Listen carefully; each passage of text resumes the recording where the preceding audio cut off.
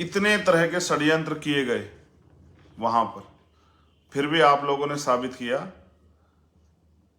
कि संघर्षों के साए में घनघोर जवानी पलती है, इतिहास उधर झुक जाता है जिस ओर जवानी चलती है। जो बड़े बड़े ताकतवर लोग, राजनीतिक लोग, जिनके पास बहुत साधन है, वो जो नहीं कर पाते आपने करके दिखाया। मैं शब्दों से आपके इस प्यार, इस विश्वास को बयां नहीं कर सकता हूं। मुझे इस बात का दुख है कि एक बहुजन योद्धा, हमारा भाई, हमारे बीच नहीं रहा। मैंने कल आपकी संख्या भी देखी।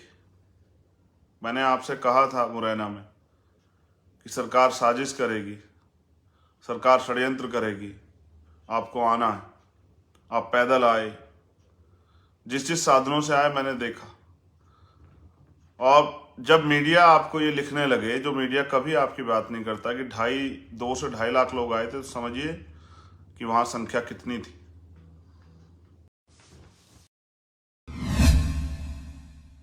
जय भारत, जय मंडल, जय जोहार। और आज का जो लाइव है उसका विषय, जब मैंने लाइव की सूचना जारी की, वो दे दिया।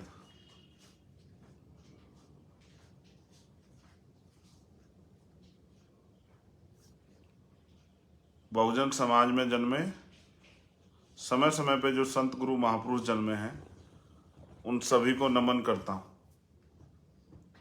महामानव तथागत बुद्ध, संत श्रोमणी सतगुरु रविदास जी महाराज, भगवान वाल्मीकि महाराज, गुरु नानक देव, संत कबीर, गुरु घासीदास, नारायणा गुरु, संत गाडगे जी महाराज, राष्ट्रपिता ज्योतिबा फूले, माँ सावित्रीबाई फूले, छत्रपति साहू जी महाराज, माँ फातिमा शेख, माँ अवंतिकाबाई लोधी, माँ झलकारी बाई, माँ अहिल्याबाई होलकर, पेरियर रामासामी नायकर, पेरेलल यादव, परम पूजनीय डॉक्टर बाबा साहब अम्बेडकर, बाबू जगदेव प्रसाद कुशवाहा, जननायक कपूरी ठाकुर, महामना राम सुब्रमण्यम, महाराज सिंह भारती जी, मानवर काशी राम साहब, चौधरी चरण सिंह जी, सर छोटू राम, जो जिन महापुरुषों ने अपने जीवन का अंतिम समय जाति व्यवस्था के आधार पर गिराए गए, एकजुट ना हो जाए, बांटे गए, इस कमजोर शोषित समाज को एकजुट करने और इनके जो अधिकार जो इनसे छीने गए थे उनको दिलाने का काम किया। ऐसे सभी महापुरुषों को नमन करता हूं। जो देश के शहीद हैं आज़ादी के, उनको भी, शहीद आजम सरदार भगत सिंह, सरदार उधम सिंह, सरदार करतार सिंह सराभा, उन सबको भी नमन करता हूं। मैं जब कल भोपाल में था तो मैंने बताया था कि अगर इतिहास जानना हो कि देश की आज़ादी में हमारा क्या योगदान है, तो जिन लोगों को इसमें दिलचस्पी हो जान सकते हैं, उनको पढ़ना चाहिए।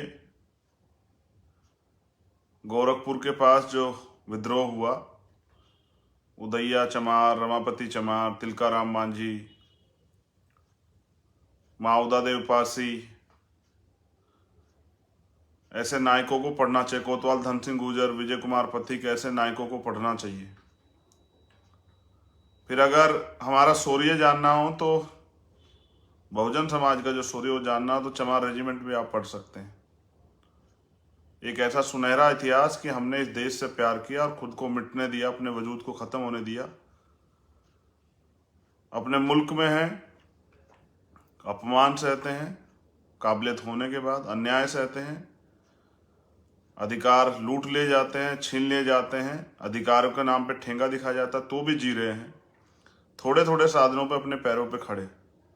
मैं सबसे पहले धन्यवाद दूंगा मध्य प्रदेश के सभी साथियों का, जिन्होंने कल अपनी एकता की शक्ति से बहुजनों की राजनीतिक आंदोलन से वंचित, बंजर भूमि के रूप में जाने वाली मध्य प्रदेश में एक परिवर्तन का नया जो है आगाज किया। आज मेरे पास बहुत सारी बातें करने के लिए, मैंने वहां से चीजों को जानने का प्रयास किया, रैली को लेके समीक्षा भी की मैंने कल 2 घंटे में। सबसे पहले मैं पुनः धन्यवाद देता हूं आप लोगों का कि भाई आप लोगों ने मेरे आह्वान पे सामाजिक न्याय यात्रा में जो आह्वान वहाँ के हमारे प्रदेश के दोनों अध्यक्ष, प्रदेश के सभी वरिष्ठ साथी, उन्होंने प्रभारियों ने जो किया, आपने जो उसको बल देने का काम किया वो सराहनीय है, उसका कोई तोड़ नहीं।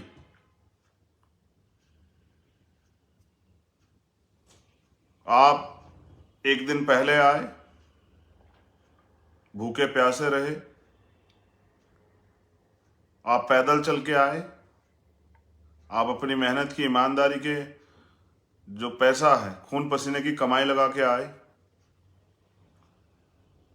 हमारी छोटी छोटी बच्चियां, छोटे छोटे बच्चे पैदल चल के आए 250, 300, 400 किलोमीटर। हमारे लोग खुले आसमान में रहे, बुनियादी सुविधाओं से भी वंचित रहे, लेकिन उन्होंने अपने हौसले और जज्बे से एक दूसरे को इस आंदोलन में खड़े होने के लिए मजबूर किया। मैं शब्दों से आपकी ताकत को, आपके प्यार को, आपके समर्पण को बयां नहीं कर सकता। मैं यही कह सकता हूं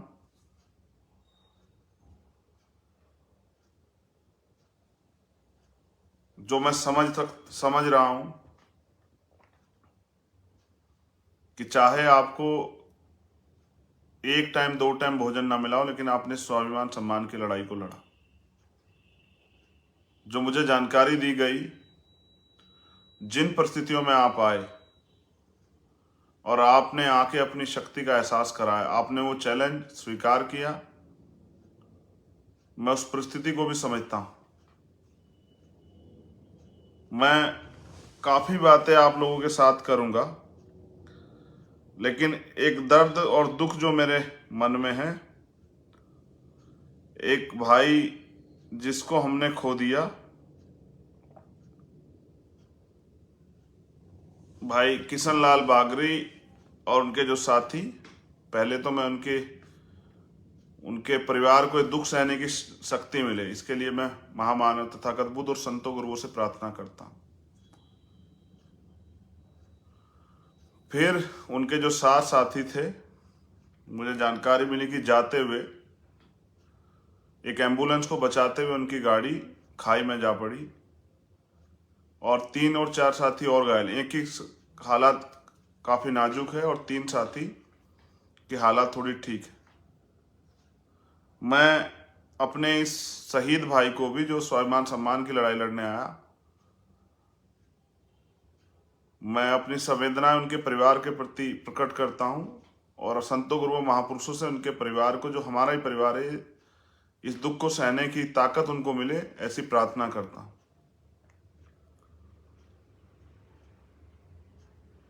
हम उनको इसलिए याद कर रहे हैं क्योंकि हम जब सड़क पर जाते हैं तो एक्सीडेंट का शिकार हो सकते हैं, लेकिन क्योंकि वो एक जिस उद्देश्य के लिए आए थे उसको नकारा नहीं जा सकता। मैंने बात की उनके परिवार से, उनका एक बेटा है, उससे मैंने बात की, वो 12वीं पास है। उनकी एक बेटी है जिसकी शादी हो गई है, छोटा सा घर है, घर भी बहुत पक्का सा मुझे नहीं लगा देखने में। आज स्थिति ऐसी नहीं थी कि मैं जानने का प्रयास करता। मैंने उनके बेटे से बात की, वो उनके बेटे भी समाज के प्रति दर्द रखते हैं और वो तो स्वयं दर्द रखते थे। तब मैंने उनके बेटे से पूछा कि वो क्या करते थे, तो पता लगा कि वो मजदूरी करते थे। उनके बेटे खुद भी मजदूरी करते हैं, पैसे के अभाव में उनको 12वीं के बाद पढ़ाई छोड़नी पड़ी। तो कोई कहे कि गरीब आदमी नहीं आता है, गरीब आदमी मिशन नहीं चला रहा है, गरीब आदमी सेवा भाव नहीं रख रहा, गरीब आदमी अपने महापुरुषों के और अपने हक अधिकार को बचाने के लिए नहीं निकल रहा है, तो ये झूठ है।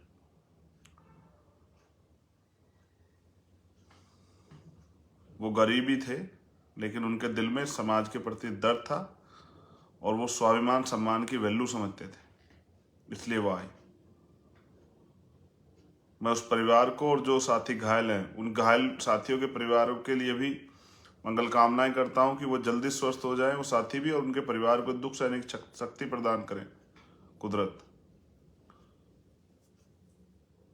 लेकिन मुझे इस बात का दुख है कि एक बहुजन योद्धा, हमारा भाई, हमारे बीच नहीं रहा। मैंने कल आपकी संख्या भी देखी। मैंने आपसे कहा था मुरैना में कि सरकार साजिश करेगी, सरकार षड्यंत्र करेगी, आपको आना है। आप पैदल आए, जिस जिस साधनों से आए मैंने देखा। और जब मीडिया आपको ये लिखने लगे, जो मीडिया कभी आपकी बात नहीं करता, कि 2 से 2.5 लाख लोग आए थे, तो समझिए कि वहां संख्या कितनी थी। मैंने देखा कि जितने लोग बाहर थे, अंदर थे, उससे ज्यादा लोग बाहर थे। बहुत सारे लोग तो पुलिस ने साजिश करके वहां आने ही नहीं दिए।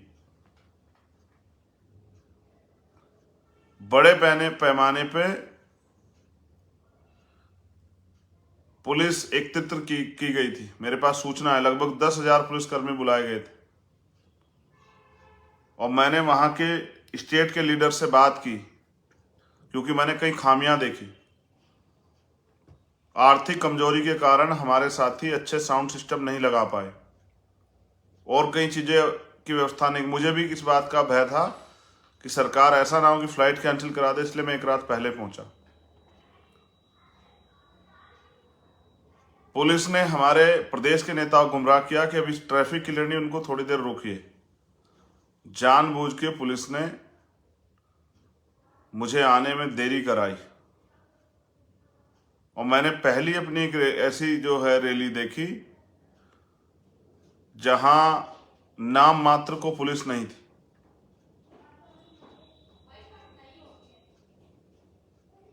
इतने बड़े तंत्र की, इतने बड़े लोगों की सुरक्षा व्यवस्था के लिए मात्र 10-12 लोग थे।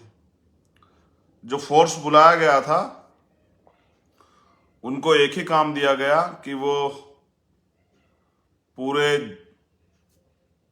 भोपाल के लिए स्पेशल बता रहा हूं कि भोपाल में वो सब लोगों को इधर उधर डाइवर्ट करें, ये कह के कि ये रास्ता नहीं, हम पे भी लोग हैं, हम भी जानते हैं चीजों को, कि जो लोग वहां आ रहे थे उनको डाइवर्ट करके दूसरे रास्ते भेजा। और ये कहा गया ऊपर से आदेश के तौर पे कि जब कोई ज्यादा ही जिद करे, लड़ने की स्थिति आ जाए, तभी जाने देना, वरना कोशिश करना कि उनको गुमराह करे। और ये उनको ये भी कहा जाए कि हम आप ही के लोग हैं, ये कह के उनको दूसरे रास्ते भेजा जाए, जिससे कि वो डिस्टर्ब रहे और रैली स्थल ना पहुंच पाए। इंटरनेट बंद किया गया।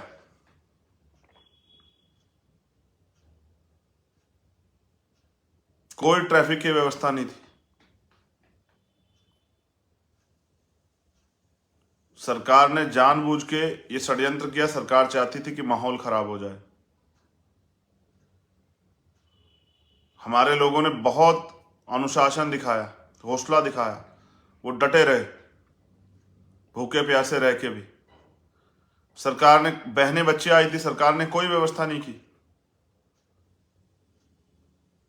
मैंने ये सब अपनी आंखों से देखा, इसलिए मैं क्रोधित भी हो रहा था कि सरकार और यहां प्रशासन के लोग किस तरह से हमारे लोगों को धोखा दे रहे हैं। वहां के अधिकारियों से हमारे साथियों की वार्ता हुई, उन्होंने कहा कि हम सब तरह की सुरक्षा और सारे माहौल आपके जो लोग आएंगे उनको देंगे, बैरिकेडिंग कराएंगे, डी बनवाएंगे, जिससे कि आपके लोग परेशान ना हो, कोई आपकी भीड़ में कोई अन्य व्यक्ति घुस के कोई माहौल ना खराब कर दे। कुछ लोगों ने प्रयास भी किया, जिस सारी जिम्मेदारी शासन प्रशासन की कि लॉ एंड ऑर्डर मेंटेन रहे। इतने लोग आए थे, अगर मैं अपने शब्दों में कहूं तो कम से कम 5 लाख लोग पहुंचे।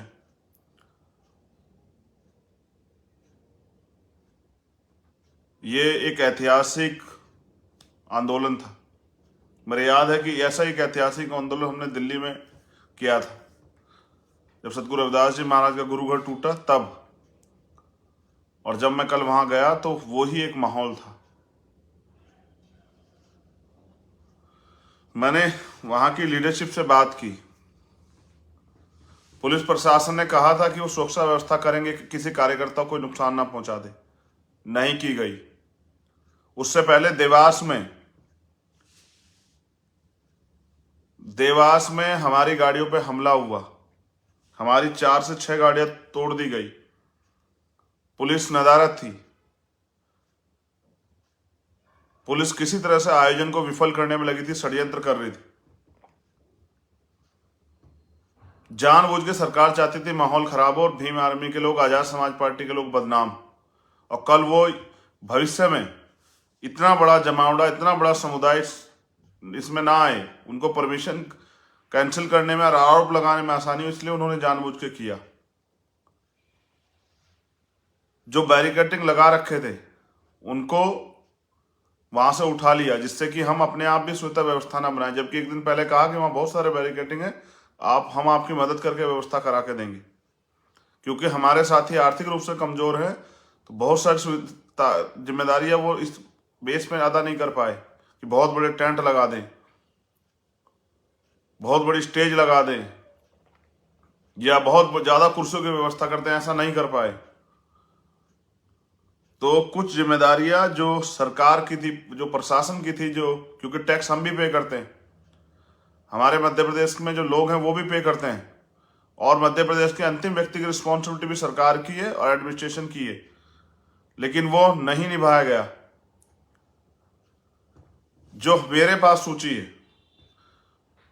1 से 1.5 लाख लोगों को डाइवर्ट किया गया, क्योंकि हम पे तो संगठन है, हमें जानकारी है, किसी तरह से वो ग्राउंड में ना पहुंचे। जितने लोगों की, दूसरे लोगों ने जितने अपनी सभा में लोग बुलाए, इतने लोगों को आने से डिस्टर्ब किया गया, और फिर बीच में ये अफवाह उड़ाई गई कि चंद्रशेखर तो आगे चले गए, जिससे कि लोग ना आए, लोग वापस लौट जाएं। ये अफवाह भी पुलिस के लोग शहर के बीच में खड़े होके फैला रहे थे कि अब जाके क्या करोगे, अब तो चंद्रशेखर भाई आगे चले गए, अब तो मिल भी नहीं पाओगे, देख भी नहीं पाओगे, तो वापस लौट जाओ, क्यों परेशान हो रहे हो।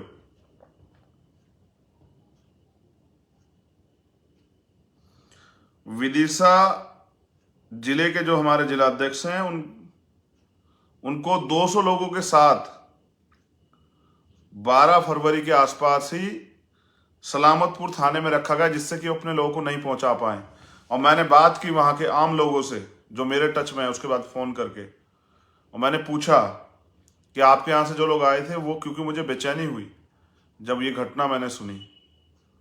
मैं आऊंगा उस परिवार से जल्दी मिलने के लिए, मैंने उनसे वादा किया, और जब हमें अवसर मिलेगा, हम ताकतवर हो जाएंगे, तो 2 अप्रैल के जो शहीद वहां हैं, मैंने उनसे भी वादा किया हुआ है, जिन लोगों के साथ घोर अन्याय, उनसे वादा किया हुआ है, और इस परिवार से वादा किया कि जब हमें वहां राजनीतिक रूप से अवसर मिलेंगे तो हम इन परिवारों को शहीद का दर्जा देके इनके लिए विशेष व्यवस्था करेंगे, चाहे वो बहुत मजबूती से मुआवजा हो, या सरकारी नौकरी हो, या इसके साथ और भी कुछ, जो बहुत सारी चीजें सरकार के पास होती हैं देने की, वो हम देंगे। मैंने जब उनसे पूछा अपने साथियों से, तो उन्होंने बताया कि बहुत सारे जिलों में फोर्स ने रोकने का काम किया लोगों को, जो बिल्कुल निडर थे, जो किसी कीमत पर रुकना नहीं चाहते, वही लोग पहुंच पाए। बाकी लोगों को डराने का, धमकाने का, झूठे मुकदमे करने का, देख लेने का, तमाम तरह के जो हैं वो प्रयोग किए गए। पुलिस ने अनाउंसमेंट करा के करे ही, इतनी डरी हुई थी सरकार।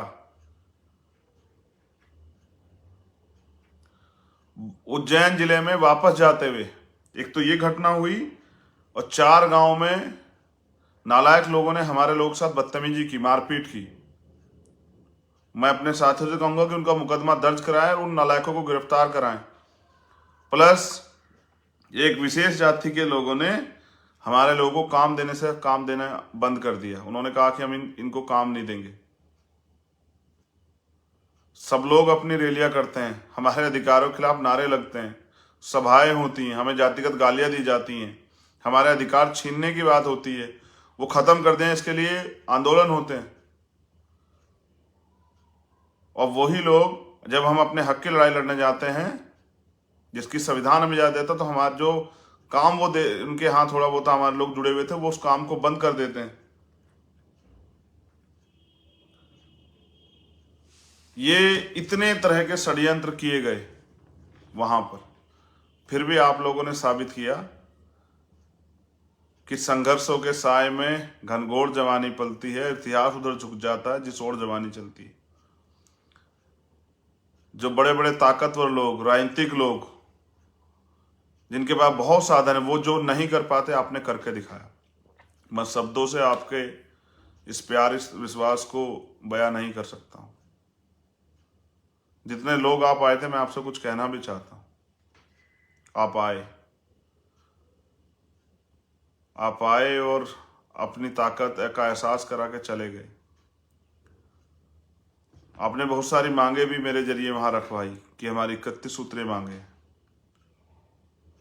सबसे ज्यादा मैं अपने समाज का आभार प्रकट करता हूं कि उन्होंने, जो दलित समाज है, कल उन्होंने हक अदा किया। मुझे गर्व है उनके ऊपर। मैंने वादा किया था कि जब तक भीम आर्मी है, शान से जियो। उनकी तरफ उठने वाली हर आंख को जवाब देने के लिए भीम आर्मी और चंद्रशेखर आजाद और हमारे साथी हैं, और मेरे खून का एक एक कतरा उनके लिए निछावर। लेकिन मैं आपसे कुछ कहना चाहता हूं मध्य प्रदेश के मेरे साथियों। एक तो मध्य प्रदेश से देश के सभी साथियों को, प्रदेशों को सीख लेनी चाहिए किस तरह से हमारे कार्यकर्ता 40-40 दिन, हमारे नेता अपने घर नहीं गए। उन्होंने मेहनत की, गांव गांव जाके पसीना बहा, तमाम तरह के अभाव सुविधा विहीन माहौल में उन्होंने अपने आप को संघर्ष के लिए तैयार रखा। सरकार के षड्यंत्र और आर्थिक कमजोरी का, साधनों का भी सामना किया। बिना साधनों के उन्होंने साबित किया कि जब कोई ठान लेता है तो करके दिखाता है। जब कोई संकल्प लेता है तो उसे कोई नहीं रोक पाता, जब कोई तय कर लेता है। ऐसी बहुत सारी साजिशें जिनको उन्होंने नाकामयाब किया। मैं उनके संघर्ष को सलाम करता हूं, नीला सलाम। मगर मैं उनसे कुछ और अपेक्षा भी रखता हूं, और आपसे भी रखता हूं। मैंने आपसे कल कहा कि एक स्वस्थ बच्चा पैदा होने में 9 महीने लगते हैं, और मां को एक दर्द से गुजरना पड़ता है। इससे कम समय बचा है मध्य प्रदेश में। अभी वो भूमि आपके लिए बंजर है। हमारे पास राजनीतिक प्रतिनिधित्व है, जो दूसरे दलों के जरिए हमारे लोग MP MLA बने बैठे, लेकिन उनकी इतनी हैसियत नहीं कि वो आपके हितों के लिए बोल जाएं। वो मुझ पे आरोप लगा सकते हैं, हमारे आंदोलन पे आरोप लगा सकते हैं, बस वो इसलिए पाले गए हैं कि वो आरोप लगाएं। लेकिन उनकी इतनी हिम्मत नहीं कि वो अपने नेताओं से सवाल करें कि जब वहां बीजेपी ने हमारे लोगों के साथ अन्याय किया और हमारे लोगों ने उस अन्याय को सहा, तो नेता कहां थे? तब उन्होंने आपके आंसू क्यों नहीं पूछे? जब इतना जुल्म ज्यादती हुई, जब बेरोजगारी कारण हम लोग मर रहे हैं, अच्छा शिक्षा ना मिलने कारण हम लोग मर रहे हैं, हमारा स्कॉलरशिप खत्म किया जा रहा है, एजुकेशन का बजट खत्म किया जा रहा है, हमें नए अवसर नहीं दिए जा रहे हैं, हम भूख के कारण परेशान हैं, जमीन के कारण परेशान हैं, हम काश एट्रोसिटी रहें, तब वो नेता कहाँ है? आप सवाल पूछिए अपने नेताओं से। जब बीजेपी की सरकार हमारे लोगों ने बदल के कांग्रेस सरकार बनाई, हम उनसे भी उम्मीद करते हैं कि वो हमारे 2 अप्रैल के मुकदमे वापस लेंगे, लेकिन वो तो अपनी सरकार ही नहीं बचा पाए। जो बनी बनी सरकार जिनकी चली गई स्वार्थ में, उनसे क्या उम्मीद करेंगे आप? उनके चमचे एक दूसरे पर आरोप लगा रहे होंगे कि ये उनकी टीम है, उनकी टीम है। ये आपकी टीम, और वो सिर्फ वहां अपनी तनख्वाह लेने के लिए बैठे हैं MP MLA बनने के बाद, या जो अपनी रीढ़ की हड्डी को तोड़ के पैर छूने वाले नेता, अपने पैर छूने, वो जिन नेताओं के पैर छूते हैं उनसे जो है उनको साधन मिलते, इसलिए बैठे हैं। लेकिन आज़ादी के इतने दिन हो गए, क्या कभी आपकी जिंदगी बदली? आप हर बार चुनाव में उम्मीद पैदा करते हो कि इस बार आपकी गरीबी दूर होगी, इस बार आपके बेटे को नौकरी मिलेगी, इस बार आपको जमीन मिलेगी, इस बार आपकी जो अस्थायी नौकरियां, वह नौकरियां अस्थायी हो जाएंगी, इस बार आपके साथ आपको अन्याय नहीं सहना पड़ेगा, आपकी जमीन को छीनेगा नहीं। मूछ रखने पे, घोड़ी पे बैठने पे, अच्छे कपड़े पहनने पे कोई आपको अपमानित नहीं किया। क्या किसी ने आपके दुख दर्द को समझा? जो वहां दोनों सरकारें में उन दोनों से क्या उन दोनों सरकारों ने आपका दर्द समझा? क्या आपके आंसू पूछने कोई आया? नेमावर में जो हुआ, ये नेता आए क्या? जब मेरे आदिवासी परिवार के साथ ये हुआ, जब पिछड़े वर्ग का नगर निकाय नगर पालिका चुनाव में आरक्षण छीना गया, तब ये नेता आए क्या? ये नेता नहीं आएंगे, क्योंकि नेता सिर्फ समाज से लेता है। आपको अपनी लड़ाई मेरे साथ अपना पसीना बहा के लड़नी पड़ेगी। इन नालायक लोगों का भरोसा आपको छोड़ना पड़ेगा। जब वो आए और कुछ भी कहें, आप उनसे पूछो कि हमारे लिए क्या कर रहे हैं। क्या उन्होंने नए अवसर आपको दिए? जैसे हमने ये मांग की कि आरक्षण का दायरा बढ़ाओ, हमने यहां मांग की कि जातिगत जनगणना कराओ, हमने यहां मांग की कि ठेकेदारी में दलित पिछड़े आदिवासियों को आरक्षण दो, हमने यहां मांग की कि बैकलॉग भरो, नौजवानों को रोजगार दो, रोजगार नहीं दे सकते तो भत्ता दो, भत्ते के साथ जो है उनको प्राइवेट सेक्टर में भी जो है अवसर दो, उनको नौकरी नहीं दे सकते तो उनको आगे बढ़ने के लिए लोन दो, बिजनेस करने के लिए उनको सम्मान का जीवन दो। इन अत्याचारों को बंद करो। जब अन्याय होता है आप रोते हो, पूरे देश में खून के आंसू जो है आपको रोने पड़ते हैं। कोई आता है क्या नेता आपके बीच में? मैंने आपसे एक वादा किया, जो आपने मुझे मांग पत्र सौंपा है, मैं उसको घोषणा पत्र में बदलना चाहता हूं कि आप अपनी ताकत से इतनी मजबूती से वहां जो लोग आए थे, जितने लोग आए थे, अगर वो हर परिवार में 4 से 5 लोग हैं, अगर वो अपने परिवार को तैयार करें, सिर्फ परिवार को 1 महीने में, तो 5 लाख गुना 5 25 लाख लोग होते हैं। और अगर वो जिम्मेदारी उठा लें, जो जिम्मेदारी मैं आपसे चाहता हूं कि वो आगे 7 महीने बचे हैं, 7 महीने में एक एक परिवार को तैयार करने का काम करें, आजाद समाज पार्टी के लिए, इस आंदोलन के लिए, अपने वजूद के लिए। तो 7 महीने में 5 7 35, एक व्यक्ति 35 लोगों को तैयार कर सकता है, और 5 लाख से 35 का गुना कर लो। फिर जिन जातियों को हम लोग प्रतिनिधित्व देंगे, अति पिछड़ी जातियों को, पिछड़ी जातियों को, आदिवासी दलित समाज के लोग, माइनॉरिटी, उनका भी समाज का वोट,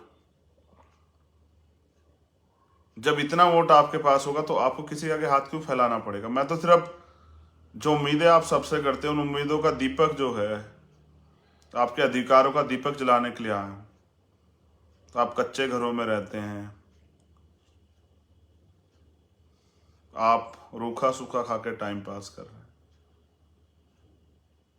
तो आप कभी भगवान से उम्मीद करते हैं, कभी मसीहा से उम्मीद करते हैं। मैं तो बस आपके अंदर जो योद्धा छिपा बैठा है, जैसे आप कल लड़के आए, मैं तो उस योद्धा को जगाने के लिए आया हूं, जोड़ने के लिए आया हूं कि अपनी शक्ति को पहचानो। कल मेरे एक साथी ने मुझे एक मैसेज भेजा था कि आपने मरे हुए लोगों में जान पैदा कर दी, आप मरे हुए लोगों को जगा रहे हो। मैंने उनसे कहा कि छोटे भाई, मैं तो जिंदा लोगों को उनकी शक्ति का एहसास करा रहा हूँ। आप में क्या कमी है जो आप दूसरों के भरोसे, दूसरों की जो विधायक MP बनते हैं आपकी वोट से तो बनते हैं, फिर आप अपना क्यों नहीं बना सकते हो? क्या आपको अपने लोगों पे भरोसा नहीं है? या इससे क्या कोई आपका सम्मान कम हो जाएगा अगर आपके बीच का व्यक्ति कुर्सी पर बैठेगा? क्या आपको अपने खून पे भरोसा नहीं रहा है? और कितनी बार ठगे जाओगे? देश को आज़ाद हुए तो 75 साल से ज़्यादा हो गए, और देश में लोकतंत्र आए जिसके जरिए राजनीतिक ताकत बनेगी और कानून बनेंगे, वो उसको भी जो है 70 साल से ज़्यादा हो गए। फिर क्यों अपने ही प्रदेश, अपने देश में आप इस अन्याय अत्याचार को सह रहे हो? क्या आप गाजर मूली हो कि आपकी हत्या की जाती है? क्या आप जानवर से भी गए गुजरे हो कि आपकी और मेरी बहन बेटियों के साथ अपमानजनक रवैया गया? अखबार पढ़ते पढ़ते मैं अपनी तकलीफ नहीं बयां कर सकता हूं कि सिर्फ अखबार पढ़ने में, खबर सुन के ही जो है। आज भी एक खबर आई कि बॉम्बे में जो है, IIT बॉम्बे में एक बच्चे ने सुसाइड किया, 2 दिन में 2 सुसाइड। आज भी मुझे पायल तड़वी याद है, आज भी मुझे फातिमा लतीफ याद है, आज भी मुझे बाल मुकुंद भारती याद है, आज भी मुझे रोहित वेमुला याद है, आज भी हमारे एम्स दिल्ली के साथी मीना मुझे याद है। ऐसे कितने मामले हैं जिनको मैं आपको बताऊं।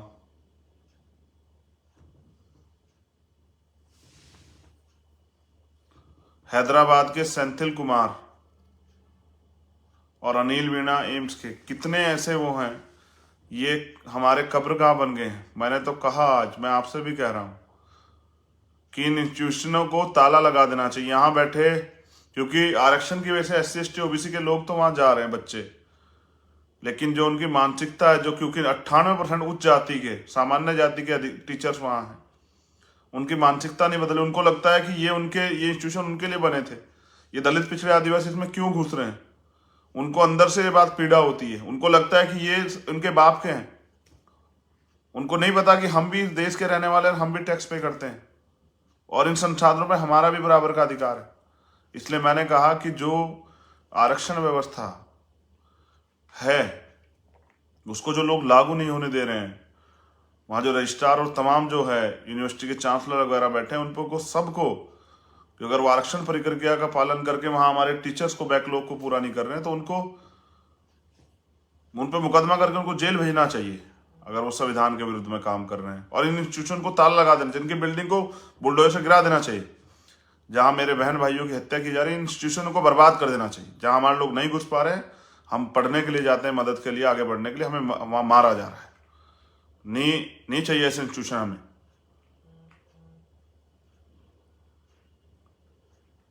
आरक्षण है, 27% है आरक्षण पिछड़े वर्ग के लोग। मिल कहाँ रहा है? मध्य प्रदेश में तो 14-15% मिल रहा है। मिल क्यों नहीं रहा, आपने सोचा?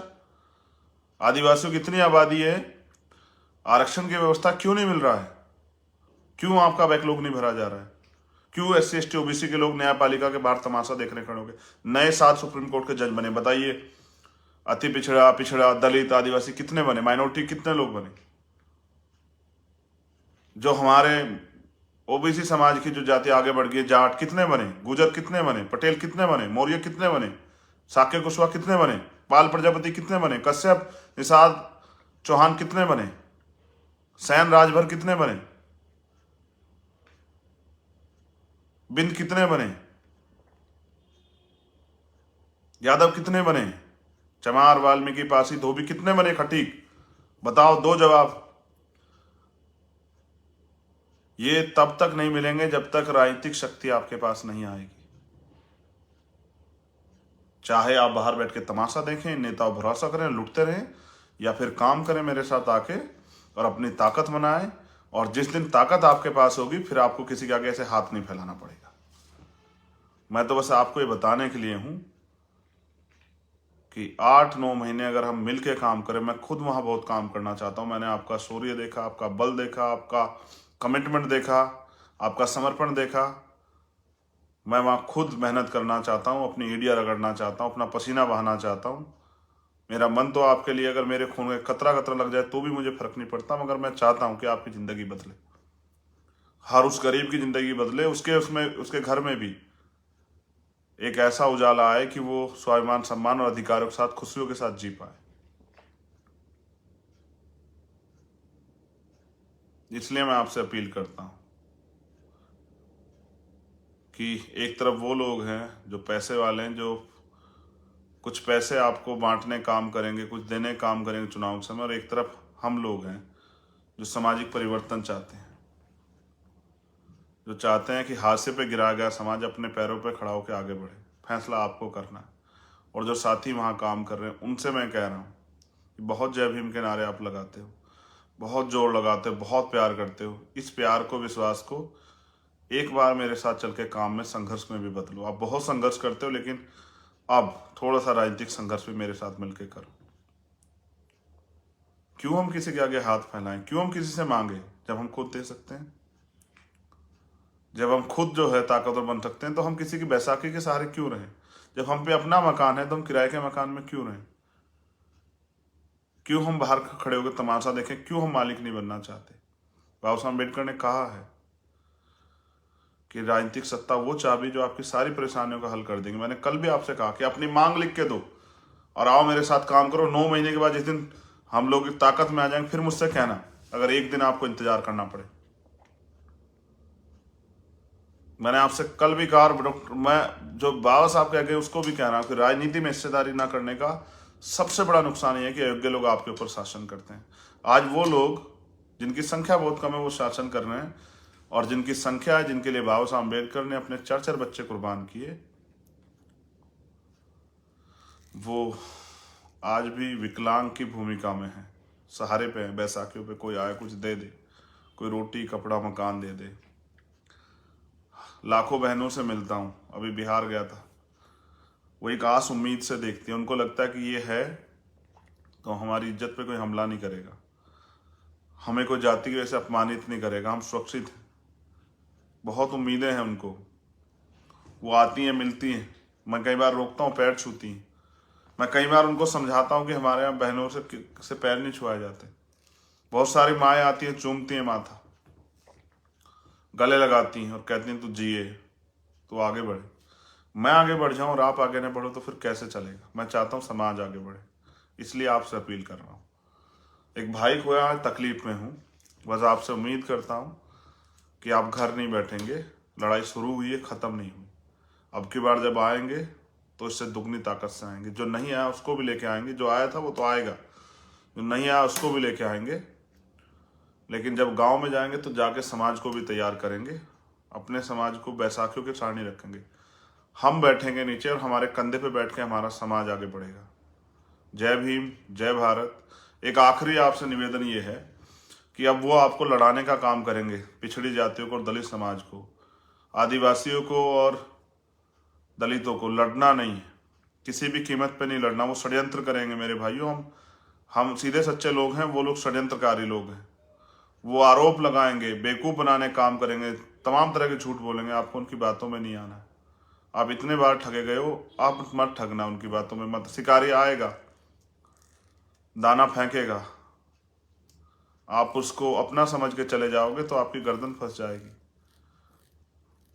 और यही चाहता है शिकारी। वो कभी सच्चे आदमी को नहीं चाहेगा वो ताकत में आ जाए। अगर उनको कल एहसास होता कि आप इतनी ताकत में आओगे तो शायद वो मुझे परमिशन भी नहीं देता आने की। तो अपने लोगों से नहीं लड़ना है, पिछड़े वर्ग के भाइयों से, आदिवासी भाइयों से, माइनॉरिटी के लोगों से नहीं किसी से नहीं लड़ना है। लड़ने से हम आगे बढ़ ही नहीं सकते। हम पढ़ने से आगे बढ़ेंगे, हम सत्ता में आने से आगे बढ़ेंगे। जब अधिकार और अवसर हमारे पास होंगे तब हम आगे बढ़ेंगे। इसलिए आपसे अपील करूँ, जो नौजवान पढ़ रहे हैं खूब पढ़ाई करें, और जो लोग इस संघर्ष में काम करने लगे हैं, वो पढ़ रहे हैं, वो भी कुछ समय तो दे। अगर आप पढ़ लिख के बैठ जाओगे, नौकरी कहाँ से मिलेगी जब ऐसी सरकार बैठी जो नौकरी नहीं देना चाहती, जो आरक्षण के फॉर्मूले को पूरा ना करना चाहती। अवसर हैं, अधिकार है, लेकिन उनको लागू नहीं होंगे, वो आप तक नहीं पहुंचेंगे तो क्या फायदा है।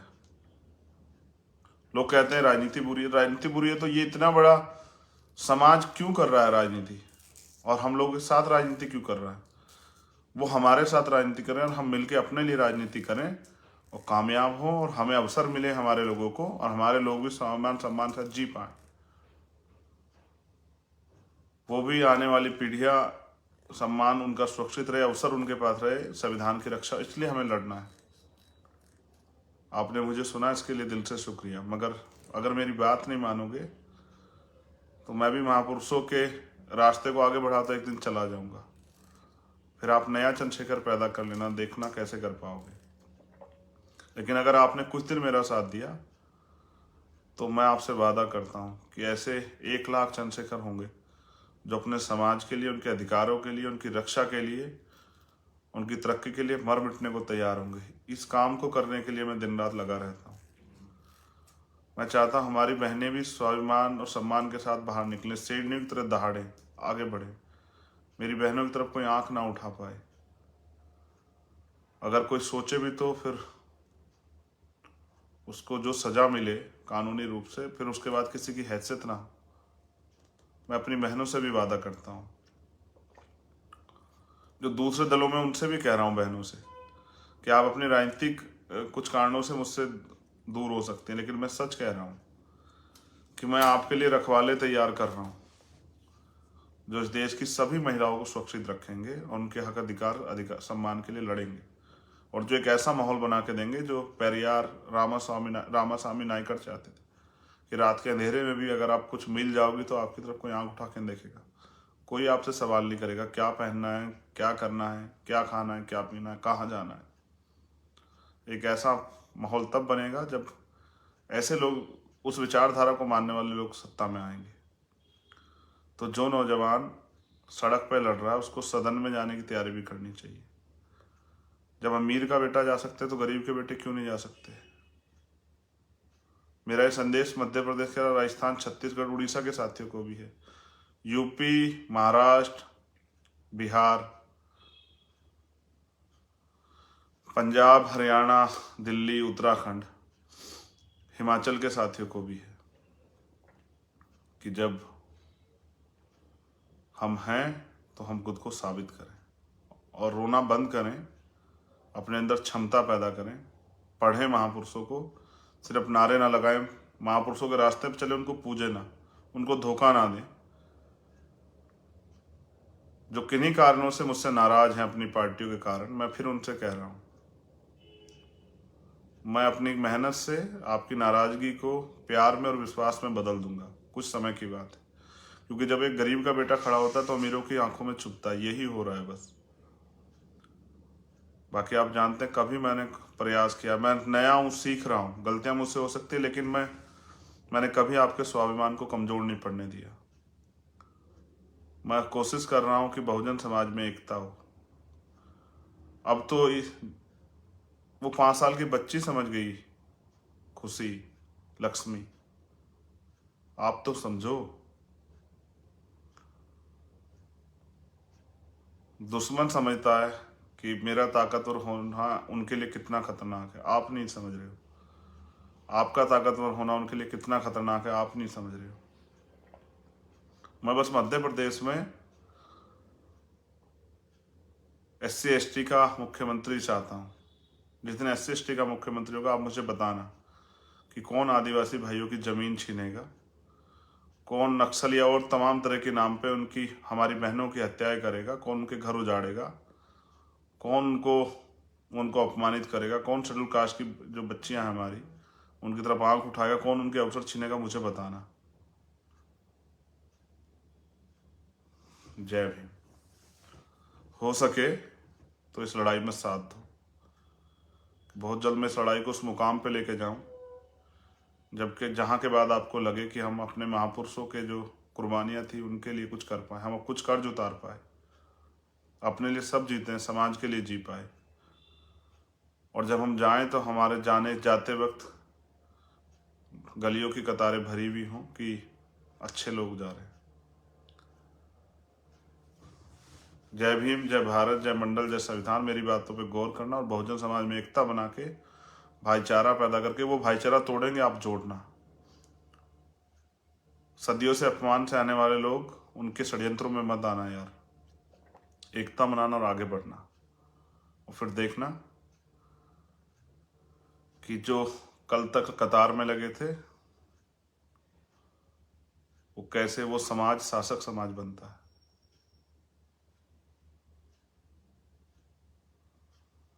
जय भीम।